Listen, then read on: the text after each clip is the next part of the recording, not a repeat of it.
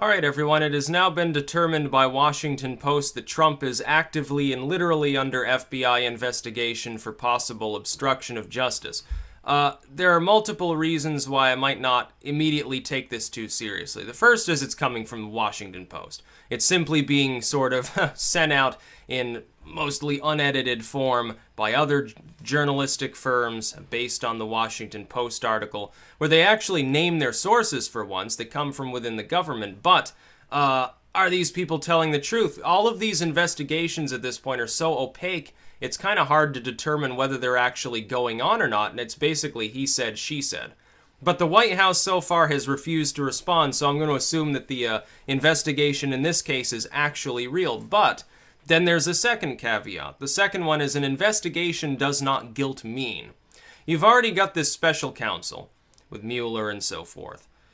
They've been going at it for a time now and they haven't done anything. So Trump must be sitting there chuckling just thinking about it. Looking at these people constantly harping on the Russian issue. Then you have an FBI investigation into obstruction, I guess, for that probe. The idea that, well, Trump appears to be kind of stonewalling and dragging this investigation down. Even if it is a witch hunt, they're dragging it down his administration, so we've got to investigate for obstruction. No obstruction is likely to be found. Assuming that the investigation is real, actually going to be credible and properly conducted, I don't think they're going to get him for obstruction of justice. Why? Comey can't even produce the memos that supposedly led to this whole mess. Oh, I lost them. Oh, I don't know where they are. I don't know what happened to these memos that I wrote down. Could it be because there was no memo? Was that a lie too? James Comey came out, talked about former Attorney General Lynch. Now you've even got Democrats calling for an investigation into that. What you could see is a situation, very strange one, where you have multiple investigations by different bodies going on at the same time. You could have an investigation into Trump, another Flynn investigation, while also Comey himself is kind of being investigated, as well as former AG Lynch, leading all the way to Clinton. She could end up reinvestigated. Didn't they raid one of Huma Abedin's properties not that long ago in Dearbornistan up in Michigan, and confiscated some stuff up there pertinent to the Anthony Weiner crap that was going on maybe, or to the Clinton server or something like that? It's hard to say. I don't know what's going on. I don't know which claims of investigation are actually true. So far, the only investigation we know is actually going on is the special investigation with Mueller. Everything else, it's like these intel agencies. Depending on the day you ask them and how you phrase the question, they either confirm, deny, or won't talk about the fact that they're investigating anybody. Then you have all of these anonymous sources 90% of the time when we're getting from the corporate media any sort of update on anything that's going on lately. We don't even get a named source. This article is unique in that it has a few named sources, so I guess other people can go call them up on their cell phone and say, hey, are you investigating Trump for obstruction? And they can say yay or nay. And apparently a couple of them are claiming Trump went and called them, actually, before they sort of started speaking out, said, oh, you should proclaim to people that I'm not being investigated, and then they refused, and they're coming forth to say, yeah, he's under an FBI investigation.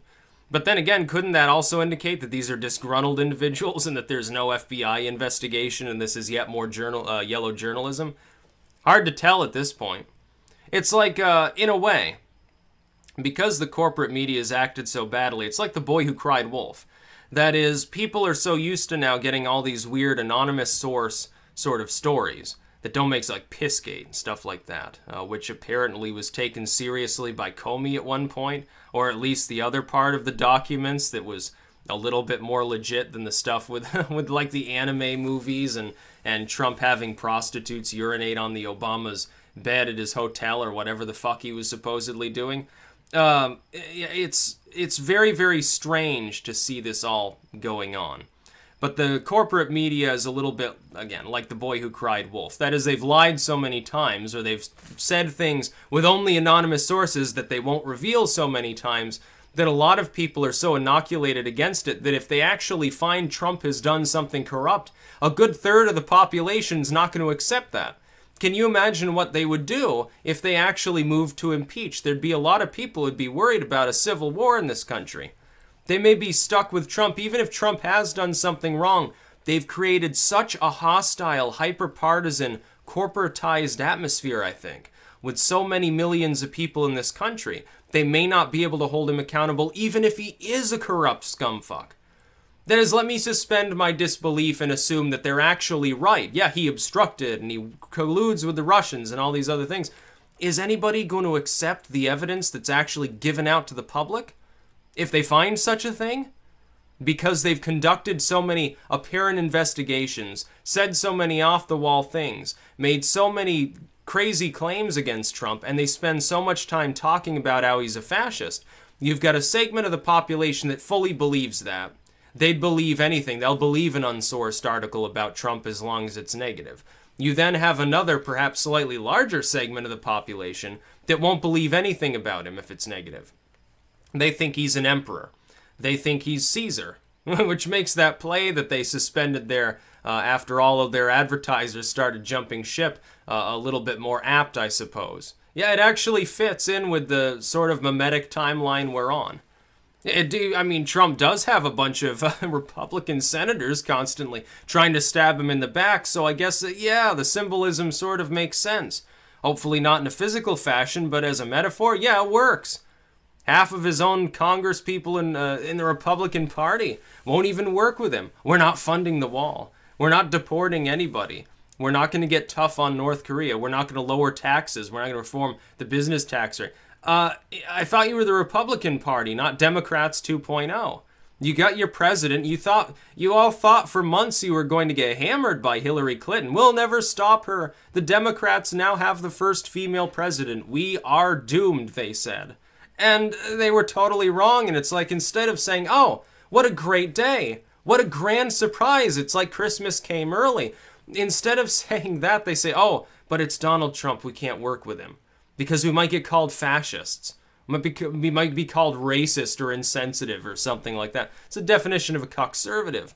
As for this WAPO article, and I'm not even linking to the archive of that because screw WAPO, honestly. After they went after PewDiePie, I don't even want to link their articles even if I'm archiving them anymore. I don't want to use their site. I'd rather look at some other corporate firm's write-up of WAPO because even they, bad as they are, will be better than the Washington Post. When I look at this, I say, they name their sources. That's good. That's an improvement. But can I trust those sources? Are they unbiased or are they just trying to start shit? Are there any repercussions if they decide to come out and lie anyway? Nobody's going to hold them accountable.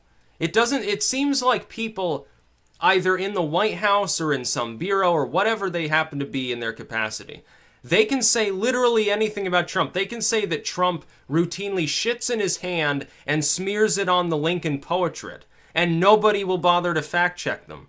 And that's why so many people in this country won't take it seriously, even if you find absolute proof that he were smearing shit on the Lincoln portrait, that he had a bunch of Korean slaves in the White House basement, that he was setting up sweatshops in the basements of his properties or something like that, that he was actively planning a nuclear war. You could find out anything under the sun about him. And the more big it is, the more it actually sort of satisfies people's lust for that clickbait, the fewer people on the right are going to believe it. If it's something innocuous, if it's, oh, Trump said something a little screwy, yeah, most people will accept it. But yeah, it's Trump being Trump. But if you actually uncovered a major scandal about him, I don't mean you're investigating, I don't mean you suspect, I don't mean that you're talking to people who claim something to be true. I'm saying you've got hardcore evidence. You know that he did something totally illegal that he would be impeached for. Who's going to believe it?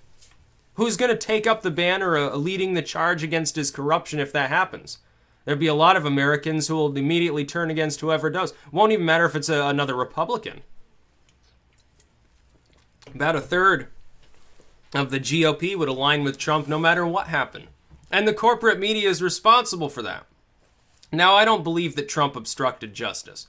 I also don't believe he colluded with the Russians. I think those are witch hunts. But if you did find, and the off chance that you do find evidence that that's the case, you might as well not even bother to continue the investigation, because nobody's going to fucking believe a word you say. It's like with the James Comey shit. James Comey is simultaneously loved or hated by both parties and by everybody in DC. Who is there that can fully trust him at his word? Nobody. Doesn't matter what evidence he gives of anything that he says. Of course, he's now out at the FBI. But if during his time there, his last twilight days at the FBI, he'd said, oh, I have evidence Trump eats babies every night, nobody would have believed it.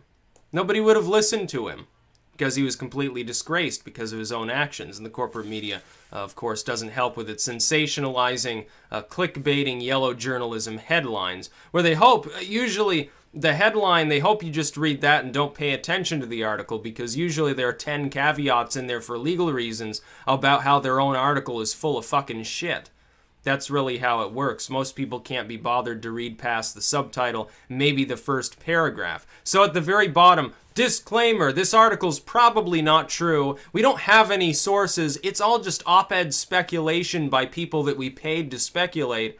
But just take it seriously, you dumb fucks, basically. That's about all. Peace out.